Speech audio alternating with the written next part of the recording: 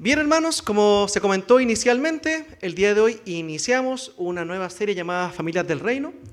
Me tocó a mí en la distribución hacer la introducción más que nada a la vida matrimonial. Más adelante veremos el aspecto específico del rol del esposo, el rol de la esposa. Voy a hablar algunos principios bíblicos generales del matrimonio y también una pequeña palabra para los solteros también, que también son parte de nuestra comunidad.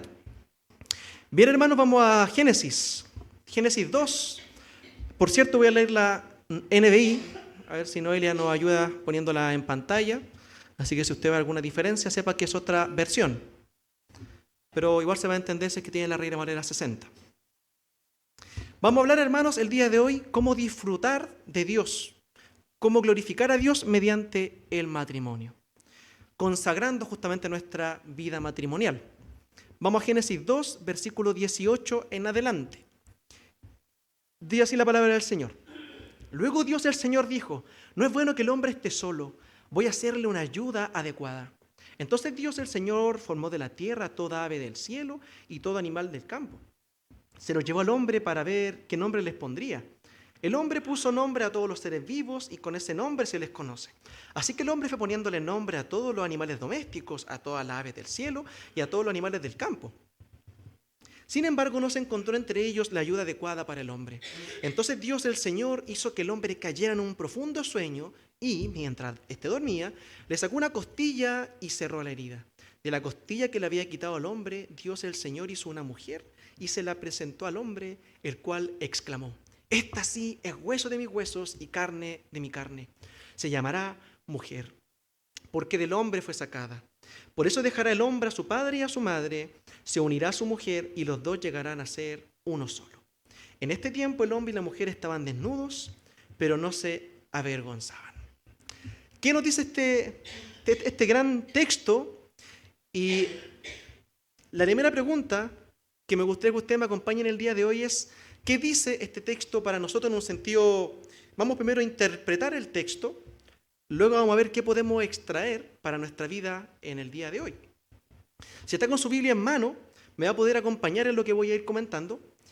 Quiero que veamos primeramente el versículo 18. Me gusta esta frase que dice: no es bueno. No es bueno que el hombre esté solo, dijo el Señor. Hasta aquí, Dios había encontrado que estaba todo bueno. Estaba todo bueno en la Biblia. Dios hizo esto y vio Dios que era bueno en gran manera. Al día siguiente hizo esta otra cosa y vio que era bueno en gran manera. Y todo el tiempo terminaba cada día de la creación con esta declaración de que el Señor decía: esto es bueno en gran manera. Vio Dios que era muy bueno. Y Él termina toda la creación y dice: oye, me quedó bonita. Está bueno lo que hice. Está bueno en gran manera.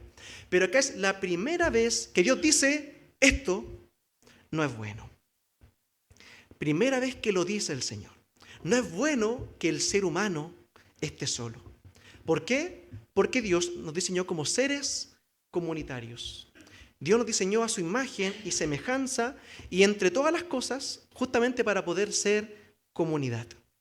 Como Dios, que es Padre, Hijo y Espíritu Santo, que tienen una comunión perfecta el uno con el otro desde toda la eternidad, y como un reflejo de la imagen de Dios, Dios también nos hizo como seres comunitarios. Dios nos creó o no nos creó para ser personas sueltas por este mundo y por esta vida. Somos personas comunitarias. Tenemos un llamado divino que cumplir, y ese llamado es a escoger un compañero, escoger una compañera y forjar una vida comunitaria mediante el matrimonio.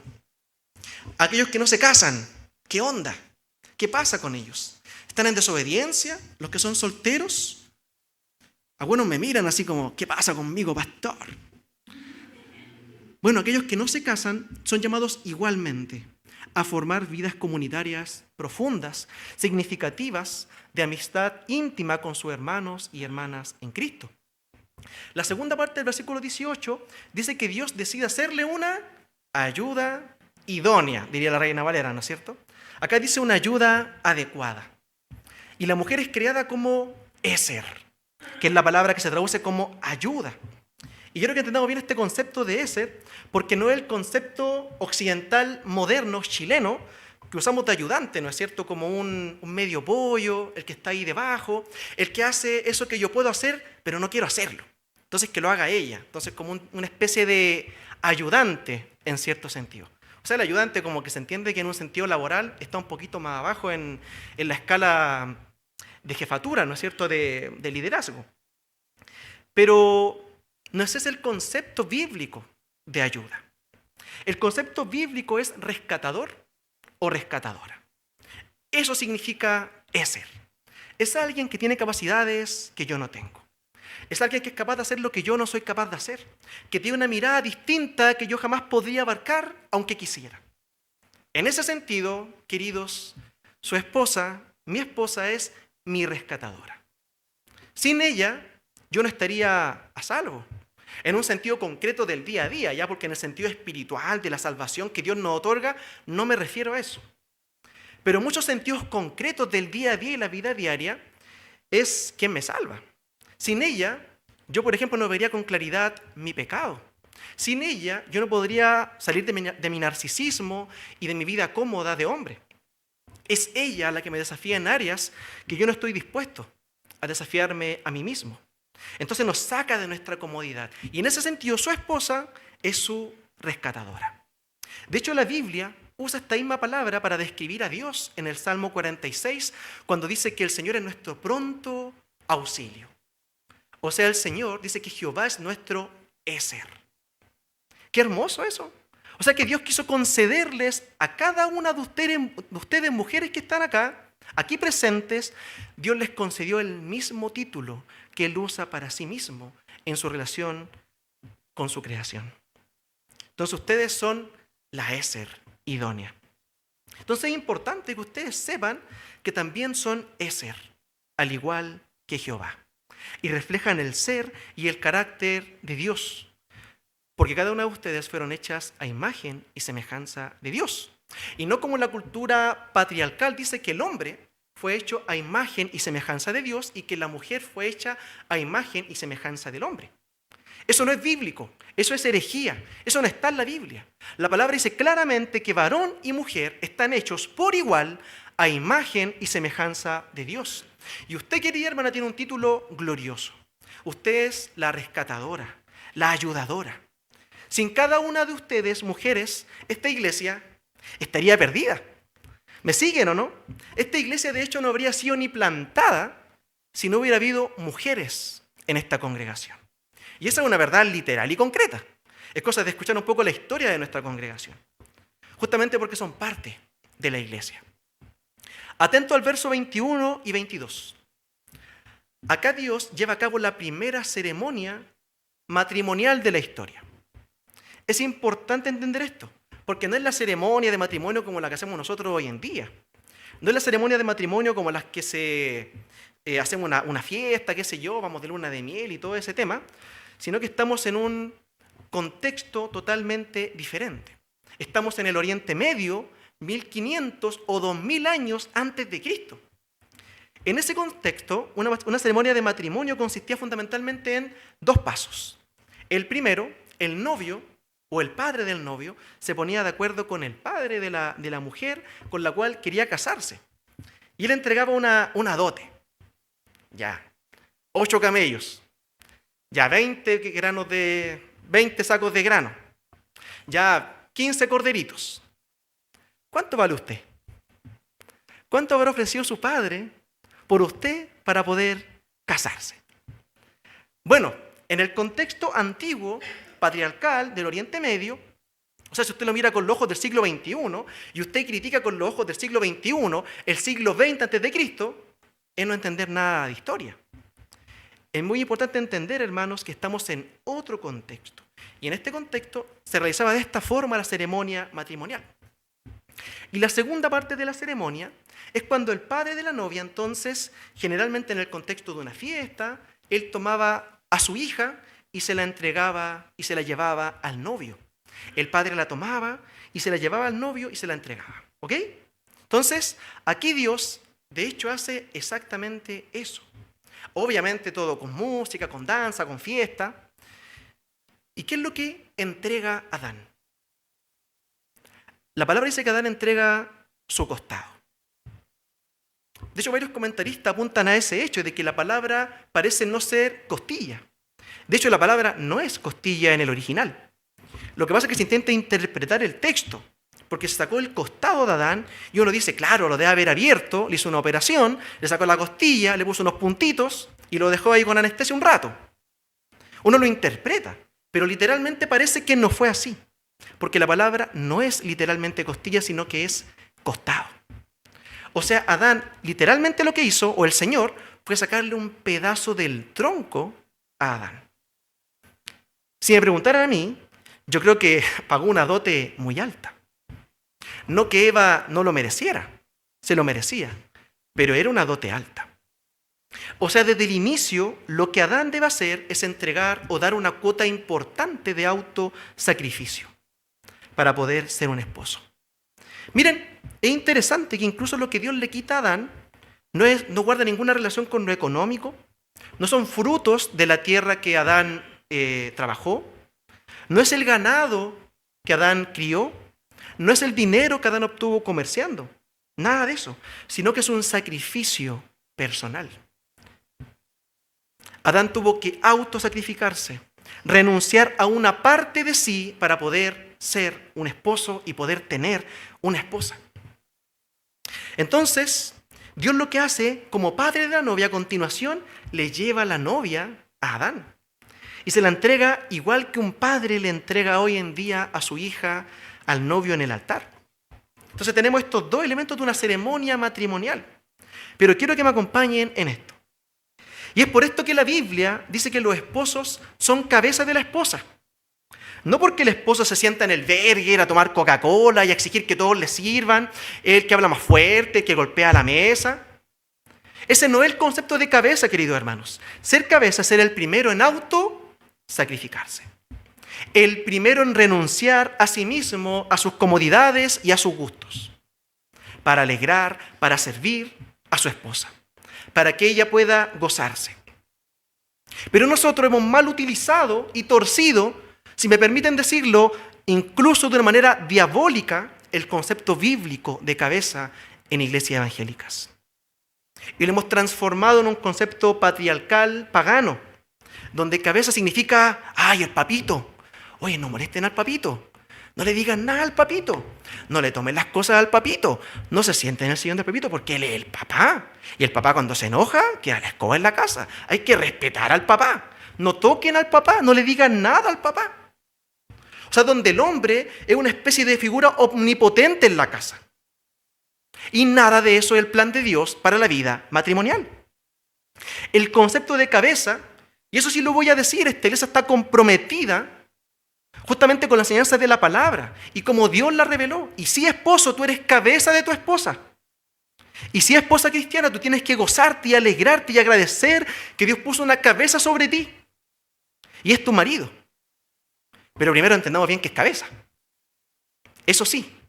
Y ser cabeza no es mandonear. Ser cabeza es servir. Ser cabeza es ser el primero en renunciar. Es ser el primero en morir. Ser cabeza es ser el primero en negarse a sí mismo y autosacrificarse si es necesario para salvar a la esposa. La esposa de Cristo era culpable. Merecía muerte. ¿Y qué hizo Cristo? La puso detrás de sí y le dijo al Padre, castígame a mí. No la castigue a ella. Eso, querido hermano, es ser cabeza. Y él sufrió el castigo de su esposa salvándola. Pero hoy en día, ¿cómo son los esposos? Autocomplacientes, autoindulgentes, llenos de mí, ay de mí, pobre de mí, pobrecito yo. Lamentablemente dañan y corrompen el concepto bíblico de cabeza. Para ser hombre, hermano, hay que tener pantalones. Se requiere ser bien hombre, valga la redundancia, para ser cabeza, como la Biblia lo ordena, o como Cristo nos ha dado ejemplo. Versículo 23, la relación de Adán con su esposa. Miren qué interesante. Comienza igual que la relación de Dios con sus hijos cuando Él los crea. ¿Qué dice Dios cuando crea a sus hijos? Dice que esto es bueno y Dios se deleita. De igual forma, Adán haya deleite y gozo en su esposa solo por el hecho de que ella exista. Igual que Dios cuando Él creó a los seres humanos. Él se deleita en ellos y vio que era bueno. Y el primer día de los seres humanos en la tierra, ¿cuál fue? El día de reposo. El Señor los crea y al día siguiente les da día de reposo para que ellos puedan gozar a Dios y Él pueda gozar a su creación, a sus hijos. Todo parte desde el goce mutuo, desde el alegrarse en el solo hecho de que el otro exista. Voy a decir algunas cosas, voy a dar algunos ejemplos que tal vez algunas la escandalicen a algunas hermanas que están aquí presentes. Pero no quiero que lo hagan porque a propósito lo estoy diciendo de manera sarcástica y crítica. Ese a propósito es una crítica, para que no lo tome como que estoy avalando esto. Pero Eva no había lavado ni un plato. No había encerado ni un piso.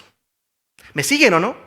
No se había hecho la manicure, nada. No se había arreglado el pelo, no había ido al peluquero, al estilista, no se había hecho nada. Estaba recién creada. Y solo por el hecho de que ella existiera, fue gozo y deleite para su esposo. Esposos que se quejan de las esposas, porque no hacen lo que ellos esperan de ellas. Son unos cobardes, que no son dignos de estar casados. Porque ser cabeza, en el original es ser origen. Rosh es la palabra en hebreo. Por lo tanto, los esposos somos el origen de lo que nuestras esposas son. ¿Por qué será que tu esposa, y tal vez es verdad, se queja todo el tiempo? Tal vez es verdad. No está a la altura en muchas cosas que tú esperas de ella. Pero la primera pregunta que se hace un hombre que de verdad es cabeza es, ¿en qué fallé yo? Porque yo soy cabeza. ¿En qué fallé yo para que ella no fuese todo lo que debía ser? Usted no la cultivó, usted no la cuidó, usted no la amó y no se gozó en ella como debía haberlo hecho. Es heavy esta responsabilidad de ser cabeza, porque implica justamente mayor responsabilidad. A mí me hubiese gustado que me hayan dicho esto antes que me casara. Tal vez lo habría pensado 2 veces. Pero el Señor hizo todo perfecto. Gracias, Señor. Entonces, en el hebreo, la expresión también del versículo 23, cuando él dice, esta sí es carne de mi carne, hueso de mis huesos, es una palabra hebrea, esta sí, que no tiene traducción literal. Porque es como la palabra wow. Eso es lo que dice Adán en el hebreo. Él dice, wow. Entonces, cuando Dios le lleva a Eva, a Adán dice, wow. Una expresión de asombro que no tiene traducción exacta. Cuando él ve a esa mujer, se asombró tanto porque él vio por lo menos 2 cosas. Primero, de hecho, ahí mismo lo dice, él vio que eran iguales. Vio que era hueso de sus huesos, carne de su carne. Es carne de mi carne. Esta sí, es hueso de mis huesos. ¡Wow! Somos iguales en dignidad. Somos iguales el uno al otro en valor, en dignidad delante de Dios. Delante mío hay un universo entero por explorar. Y en ese sentido también profundamente diferente. Hermano, Adán vivió 930 años y le aseguro que no conoció a Eva totalmente. No logró entenderla. Se lo doy firmado que nunca logró entenderla cabalmente. 930 años. ¿Y usted cuánto va a vivir? 80, 90. Nunca va a alcanzar a entender totalmente a su esposa. Pero también Adán vio a alguien que era distinto. Porque la llamó Isha. Porque fue tomado del Ish. De hecho, Ish es varón en hebreo e Isha es varona en hebreo. O sea, la misma palabra con una terminación distinta. Él ve un universo distinto frente a él, lleno de galaxias por explorar. Entonces, hermano, el matrimonio también es una aventura de conocer al otro, que es un universo completo por explorar. Y eso va a tomar toda la vida y no va a terminar. Y va a haber luchas, va a haber peleas, va a haber discusiones. Ah, mira el cristianito, po. ¿Te vieran los hermanitos en la iglesia como soy acá? Ustedes no hacen eso, yo hablo en genérico. Yo sé que ustedes no hacen eso en la casa. Son cosas que decimos, ¿o no?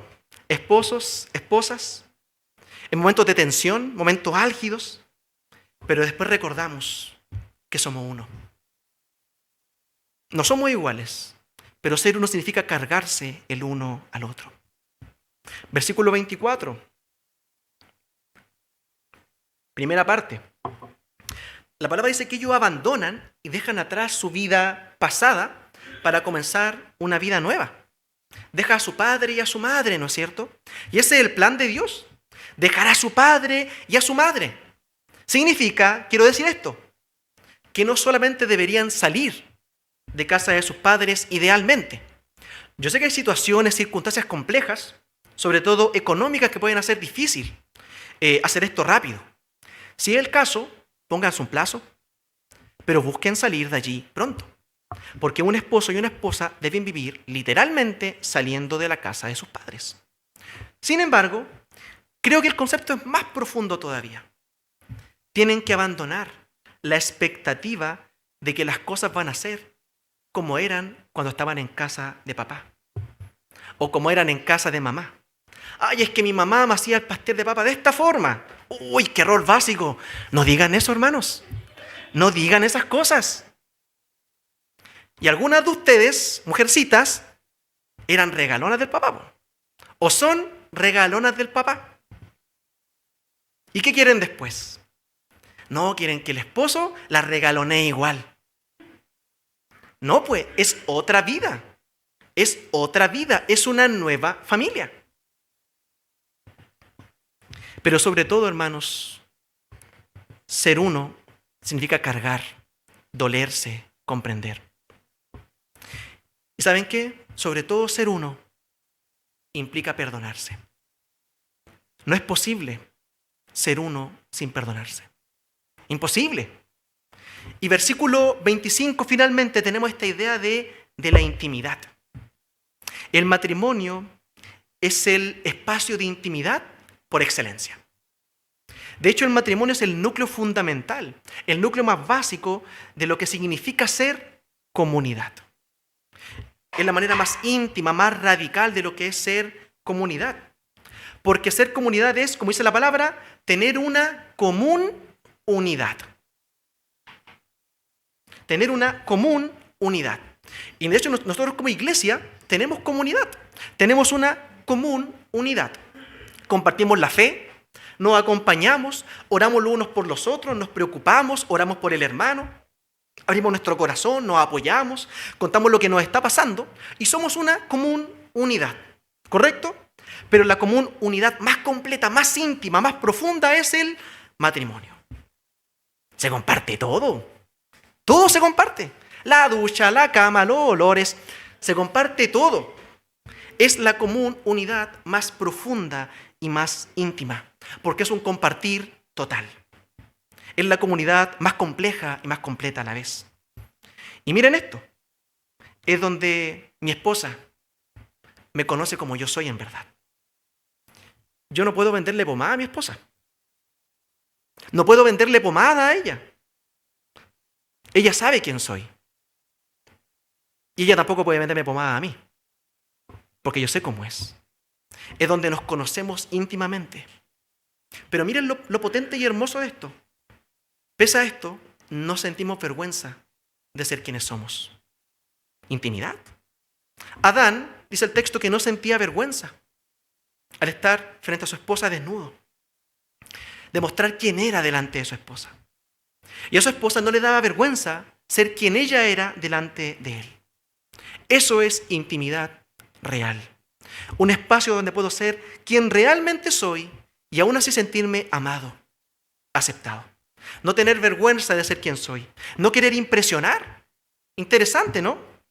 Bueno, vamos a la siguiente pregunta.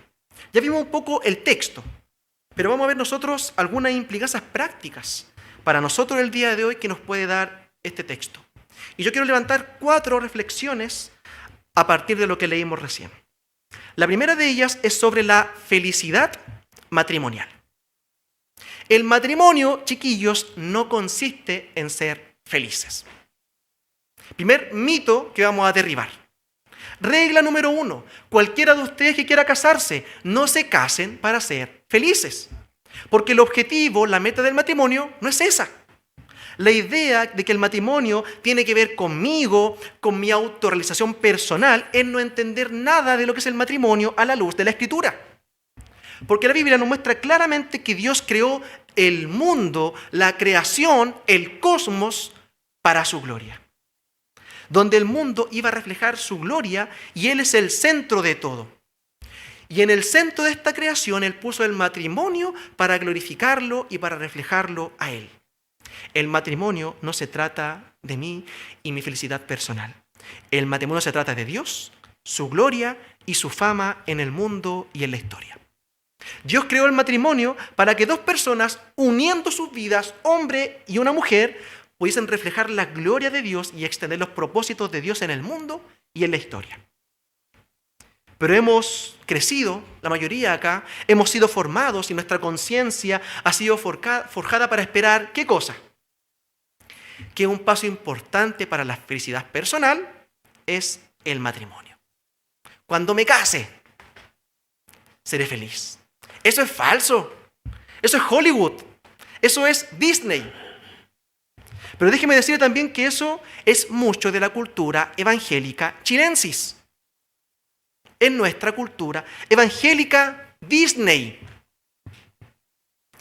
Yo escuché una vez un pastor que decía en una ocasión, le aconsejaba a las mujeres solteras, vaya a una tienda de ropa cara, de ropa buena, de calidad, y compre unos buenos pantalones, ojalá bien caros, unos de calidad, unos dockers, de ahí para arriba. Y usted va a poner esos pantalones sobre la cama y va a doblar sus rodillas y pídale al Señor que los llene. ¡Qué pésimo consejo! Hermanos, ¡qué pésimo consejo! Porque todo esto tiene que ver con cuál idea. Y esta es una de las más grandes mentiras del romanticismo moderno. Y el problema es que la versión evangélica de esta mentira es la siguiente. ¿Y cuál es la idea? Que Dios me tiene preparada la mujer ideal para mí. Que Dios tiene preparado el hombre perfecto para mí. O venimos y le decimos a la persona, espera en el Señor, hermanito. Pídele al Señor que Él te va a dar el esposo que tú sueñas, hermanita. Así que tiene que seguir orando. Suena santo, ¿no es cierto? Suena consagrado. Y yo sé que varios de ustedes que han sido formados en esa idea y están sentados aquí y dicen, ¿de qué está hablando este? Pero en la Biblia, en ningún lado dice que tú tienes que pedirle a Dios que te dé un esposo, una esposa. Tiene muchos problemas esto. Y les voy a mostrar por qué es una idea antibíblica.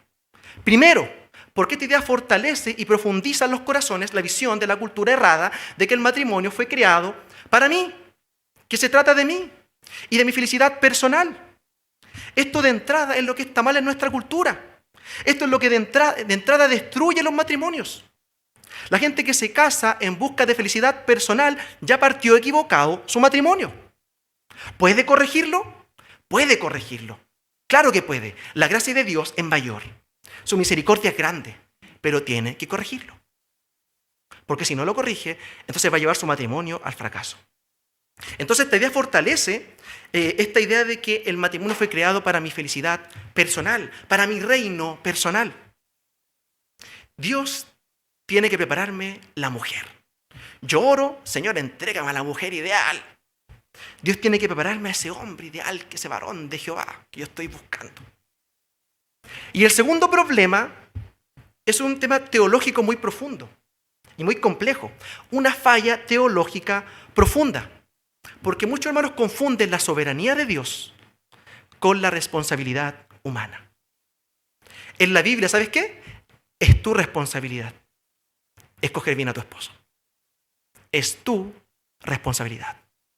Es tu responsabilidad escoger bien a la esposa. Es responsabilidad tuya, no de Dios. Como toda decisión importante, hay que orar. Que el Señor te dé claridad. Que Dios te permita observar el carácter de la persona, porque muchos de ustedes se entusiasman, ¿no es cierto?, con cosas superficiales. Oh, mira.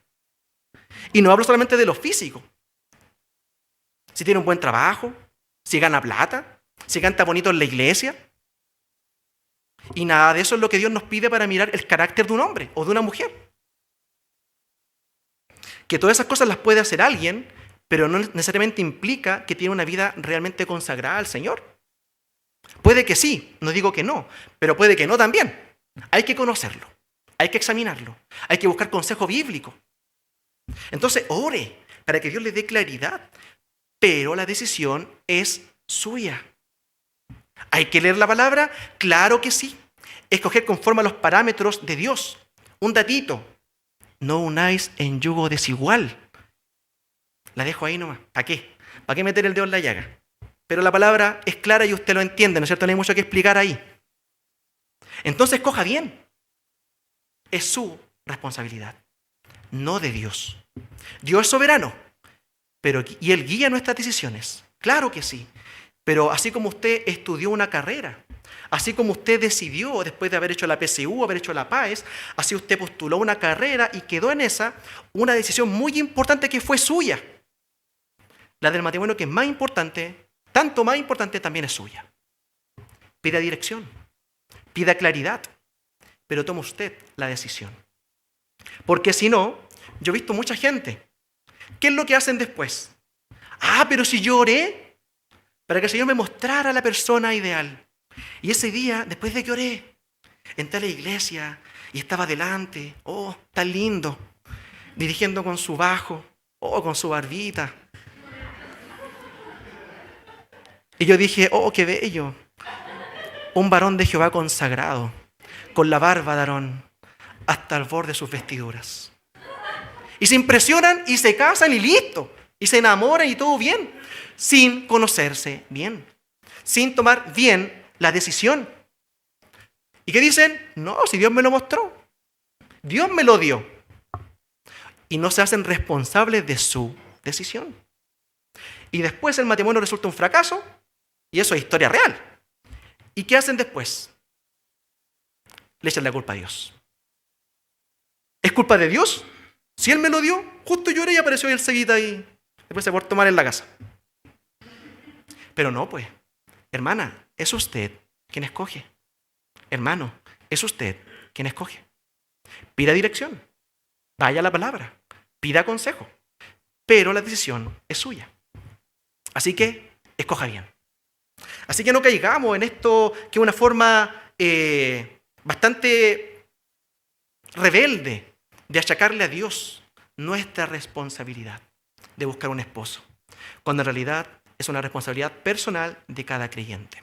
Así que recordemos esto. Segundo tema que yo quiero levantar el día de hoy es el problema. Y luego, entre comillas, a propósito, que se vean las comillas, el problema de la soltería. Y esto es el primer consejo que les doy. La soltería no es un problema. La soltería no es un problema. Tú no tienes nada defectuoso, querida. No tienes nada defectuoso, querido. No eres un cristiano ni cristiana de segunda categoría por ser soltero. Los solteros no deben ser vistos como personas falladas. Perdón que lo diga así. Sé que suena fuerte, pero en realidad en muchas iglesias evangélicas así ven a los solteros. Les doy un par de datitos. Hay un hombre en la Biblia que algo Dios lo usó. Se llamaba Pablo. El compadre fue soltero toda su vida. Su discípulo, Timoteo, soltero toda su vida. Y nuestro Señor Jesucristo desarrolló su ministerio terrenal como un joven soltero toda su vida. Y eso no le impidió tener incluso discípulos o de discípulos a hombres casados. Y él fue maestro de ellos. Entonces tenemos un mal concepto en las iglesias, lamentablemente, porque hemos visto mal la soltería como un problema, como un drama, como un problema a ser solucionado. Es como que no podemos ver un soltero y decimos, no, hermano, voy a orar por ti para que encuentres esposa. Hacemos eso. Déjelo en paz, hermano. A lo mejor no tiene que encontrar esposo o esposa. O a lo mejor no es su momento. Déjelo tranquilo al pobre hermanito. Sí, hermanos, sí. Porque casarse es sumarse problemas. Oye, digámoslo. Casarse es sumarse problemas. También es sumarse grandes bendiciones. Sin duda, hermanos. Pero sumarse problemas también. Entonces, por ejemplo, les doy un ejemplo. John Stott, tremendo pastor, gran autor, teólogo, predicador. El viejito soltero toda su vida. Y el viejito llegaba y decía en la iglesia de All Souls en Londres, y le decía a los hermanos, ¿saben qué? El otro año me gustaría ir a compartir a los seminarios, institutos teológicos de América Latina. Hay una gran necesidad y me han invitado a predicar para dar algunas clases, así que me gustaría hacerlo. Claro que sí, pastor. Vaya tranquilo, le damos todo el año para que usted haga una gira completa por toda América Latina. Y John Stott podía hacer eso. Yo no podría hacer eso, aunque quisiera. Entonces, son una gran bendición para la iglesia aquellos hermanos que desarrollan su ministerio solteros. Son de tremenda bendición y está bien. Entonces, pero aquí viene lo importante para cada soltero o soltera. Escúcheme esto. El formar comunidad no es opcional. Si no tienes esposo, no tienes esposa, debes tener amigos y hermanos íntimos a quien les puedas abrir tu corazón, con quienes puedas compartir tu vida, tus luchas, tus cargas, tu pecado, para que puedan orar juntos. Por lo tanto, un soltero no debe ver la comunidad como algo opcional, el tener amigos, formar comunidad con hermanos y hermanas en Cristo. Todos somos desafiados a vivir y a conocer el gozo de la amistad más íntima, y a eso nadie le puede hacer el quite. Nadie. Tercer tema. Dije que son 4. Y quiero levantar a partir de este texto. La plenitud sexual según la Biblia. La visión bíblica en relación a la plenitud sexual es esta. Tome nota. La sexualidad debe ser vivida centrada en Dios. ¿Lo escuchó? Su sexualidad debe ser vivida y centrada en Dios. Suena raro eso porque para algunos la sexualidad es como profano. Por eso los católicos practican el celibato en los curas, porque así ven la sexualidad, como algo profano. Nosotros no. Nosotros entendemos que todo lo que Dios creó es bueno, y es bueno en gran manera. Y la sexualidad es parte del orden creado por Dios. Es parte de la creación gloriosa, hermosa que hizo el Señor.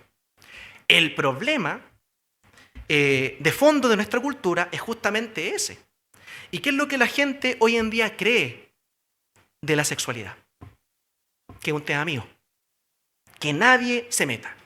Que yo decido cómo quiero vivir mi sexualidad porque eso tiene que ver con mi autosatisfacción personal. Y sí, estamos de acuerdo. O sea, ni el Estado, ni el gobierno, ni las iglesias tienen que meterse en mi sexualidad. En ese sentido estamos de acuerdo. Pero Dios sí. Pero Dios sí. Y a través de su palabra, Dios sí.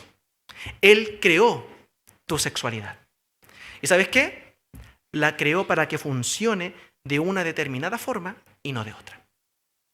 O sea, la sexualidad es buena, pero a la manera de Dios. No a tu manera. Entonces el problema de fondo es en que vivimos sexualidades autocentradas en el yo. Cuando Dios nos dio la sexualidad como un poderoso instrumento para ir al encuentro del otro, para servir al otro, para renunciar a mí mismo, para renunciar a mi placer y dedicarme a dar placer. El sexo no es para obtener placer, el sexo es para dar placer. Te lo repito otra vez, el sexo no es para recibir placer, sino que es para dar placer. Es para que tú aprendas a vivir en torno al otro, no para exigir, demandar, ni buscar autosatisfacción, sino que para dar gozo y que la otra persona se sienta amada, valorada, apreciada por tus caricias, por tu amor, por tu cariño. Que todo eso genera el contexto de una verdadera y genuina relación sexual en el contexto del matrimonio. Pero ¿qué es lo que nosotros hacemos con la sexualidad? ¿Qué es lo que ha hecho el hombre en su pecado? La transformamos en un arma para tener poder. Esta es la distorsión más básica de la sexualidad. Sobre todo los varones, ¿eh? Tenemos que arrepentirnos de eso. Ese es un pecado gravísimo. Y en esto quisiera decir una palabrita, sobre todo sobre el deseo sexual y también sobre las orientaciones sexuales. A propósito, hablemos un poquito de orientaciones sexuales. Homosexualidad, lesbianismo, se parece como el video del niñito que dice homosexuales. Homosexualidad, lesbianismo, bisexualidad. Todas esas son orientaciones sexuales. Hay hombres que sienten atracción por otros hombres, mujeres que sienten atracción por otras mujeres. Y eso forma parte de la estructura que tienen y no es algo que, decidí tener esta inclinación. Es parte de su estructura, por alguna razón. Producto del pecado que entró en el mundo, mejor dicho. Entonces no vamos a entrar tanto en detalle porque nos saldremos un poco del tema en cuestión, pero quiero mencionar esto. La Biblia es clara y explícita sobre esto. El sexo fue diseñado por Dios para ser vivido en el contexto matrimonial entre un hombre y una mujer. Eso es lo que Dios diseñó. Cualquier otra forma de experimentar la vida sexual fuera del diseño de Dios es pecaminosa. Cualquier otra. Porque tuerce lo que Dios creó, que es santo. Tuerce lo que Dios creó. Y esa es nuestra convicción como cristianos. El tema, hermanos, es que para nosotros el sexo sí es sagrado. ¿Y por qué es sagrado? Somos celosos con eso. Porque Dios lo creó sagrado y santo. No es que los cristianos están obsesionados con la sexualidad. No estamos obsesionados con la sexualidad. Es que entendemos que a la luz de la palabra el sexo es algo santo. Por lo tanto, no es algo banal. No es una cosita trivial por ahí. Así que quiero decirle una cosa. La fornicación heterosexual está fuera del diseño. Es pecado. El adulterio heterosexual está fuera del diseño de Dios. Es pecado engañar a tu esposa. Entre otras cosas más. La pornografía es pecado porque es fornicación gráfica. Ahí está la palabra porneia y la palabra gráfica. Es pecado, aunque sea hetero. Y dentro de todo esto, evidentemente, la relación sexual, homosexual o lésbica también es pecado. Porque está fuera del diseño de Dios. Y eso es lo que dice la Biblia. La Biblia exhorta claramente contra la práctica homosexual. Sin embargo, hagamos una distinción. La orientación sexual debe ser distinguida de la práctica sexual. La orientación sexual es la inclinación que el corazón tiene hacia qué persona me siento atraído. ¿Correcto? Y en esto es importante que sepan que la Biblia no dice nada sobre la orientación sexual. Así como no dice nada de las leyes de tránsito, así como no dice cómo cambiarle el aceite a un auto, no habla de eso. Porque evidentemente en esa época no existían estos conceptos. El concepto de orientación sexual es un concepto fundamentalmente arraigado desde el siglo XIX. Así que evidentemente quiero decirle algo bien interesante. La Biblia no habla de la orientación, pero sí habla de la práctica. La Biblia habla de la práctica sexual. Entonces nuestros hermanos y hermanas que sienten atracción por el mismo sexo, les queremos decir que ustedes son parte de esta comunidad y que son muy bienvenidos. Porque esta comunidad está lleno de héteros también con luchas sexuales terribles. Y si tú estás buscando a Dios, queriendo servirle, queriendo obedecerle, queriendo hacer la voluntad de Dios en tu vida sexual, entonces estamos en el mismo camino. Estamos en el mismo camino. El hecho de que tú sientas atracción por la gente del mismo sexo no te hace diferente en este sentido. Estamos en la misma lucha. Y déjame decir una cosita más. Si alguien tiene una orientación sexual, homosexual o lésbica, pero lucha por mantenerse puro, lucha por no pecar contra la palabra, lucha por no practicar sexo ni tener relaciones sentimentales con personas del mismo sexo y busca vivir su sexualidad de forma que agrada a Dios porque él quiere vivir una sexualidad centrada en Dios, este hermano, ¿sabes qué? Es más santo. Es más santo que el hetero, que está todo el día de la semana en el trabajo coqueteando, estando casado. Es más santo. Eso es clarísimo. Es más santo. Y es un ejemplo de santidad al Señor para aquellos hombres que ven pornografía sin arrepentirse. Este machote, defensor de los valores cristianos, pero que en realidad vive una heterosexualidad depravada. No es más que un hipócrita. Y yo prefiero 1000 veces a alguien con una orientación homosexual, pero que ama al Señor, que es obediente a su palabra. Esa persona es mucho mejor capacitada para ser un líder que un hombre hetero con esposa que un abusador. O que no deja de ver porno. sin arrepentimiento. O que es un promiscuo. Y todo el día ahí coqueteando con mujeres en el trabajo. O codiciando acá. Entonces alguien que tiene una orientación homosexual, pero lucha con eso, es más santo. ¿Me siguen o no? Porque este otro hermano, esta otra hermana, que siente atracción por el mismo sexo, pero lucha con eso, él ya entendió lo más esencial, que su sexualidad él la entrega a servicio de Dios y se niega a sí mismo. O sea, ya entendió lo más importante. En cambio, el otro todavía no lo entiende y se llena la boca hablando de temas valóricos, probablemente. No son más que hipócritas y no vamos a avalar eso en esta iglesia. Lo cuarto y final, ya saliendo de lo polémico, respiremos. La meta del matrimonio. ¿Cuál es la meta del matrimonio? ¿Cuál es el propósito para el cual Dios creó el matrimonio? Gozar a Dios mediante el disfrute del esposo. Mediante el disfrute de la esposa. Para eso Dios creó el matrimonio. ¿Cómo vamos a llegar a este punto de disfrutarnos el uno al otro? Bueno, cada matrimonio es distinto. A algunos les va a tomar algunos años. 4, 5, 6, 7 años de tensiones. A otros les toma más. 15 años de tensiones. 25. Hasta que empiezan a arrepentirse de verdad. Y la esposa empieza a arrepentirse. El esposo empieza a arrepentirse. Y empezamos a crecer. Y realmente empezamos a entender que esto se trata de mí. No, se trata de Dios. Así que tienes que hacerte esta siguiente pregunta. Tú, esposo, ¿soy yo fuente de gozo, satisfacción, placer, paz para mi esposa? ¿Se siente mi esposa valorada conmigo? ¿O se siente usada, disminuida? ¿Qué propósito tengo yo para mi matrimonio? Debe ser fuente de alegría y deleite para mi esposa. Fuente de alegría y deleite para su esposo. Eso debería ser su meta en la vida matrimonial.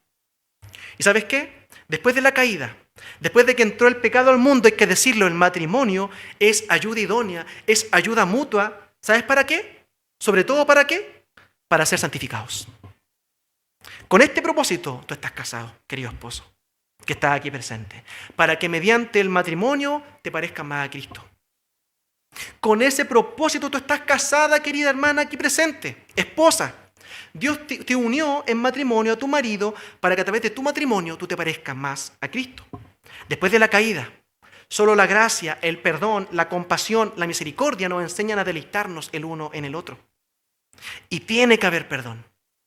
Si no hay perdón, si el reproche es constante, permanente, por los pecados, por los errores del pasado, incluso aquellos que ya se arrepintieron, ya los dejamos atrás, pero yo insisto ahí en sacárselo en cara. Evidentemente yo no estoy contribuyendo tampoco en el deleite matrimonial. Entonces, abandonemos el rencor, el resentimiento. Porque si nos cobramos todos los errores y pecados, queridos, jamás vamos a sentir placer en el matrimonio. Y hay matrimonios que se han transformado solo en eso. ¿O no es así? Que el día a día son reproches y reproches y reproches y reproches. Te hablo a ti, tú sabes quién eres. Cuando uno le reprocha al otro todo lo que hace mal, ya no hay un doy gracias a Dios por ti. Ya no hay razones para agradecer por el otro. Entonces, evidentemente, se necesita gracia. Y eso es lo que Cristo nos trae. Si me preguntan a mí, a propósito de usted, querida hermana, que tiene un esposo difícil, o usted, mi hermano, que tiene una esposa compleja, problemática, se lo doy firmado. Nadie ha tenido una esposa más difícil que Jesús. La esposa de Jesús es complicada. Somos nosotros. La esposa de Cristo somos nosotros. ¿Cómo somos con Él? Ingratos, rebeldes, duros de corazón, ¿sí o no? ¿Y cómo nos ama Cristo? ¿Cómo nos ama el Señor? En Cristo es posible reconciliación, es posible perdón, es posible el reencuentro y volver a ser uno, cargarse el uno al otro y ser uno. Le invito a que podamos orar.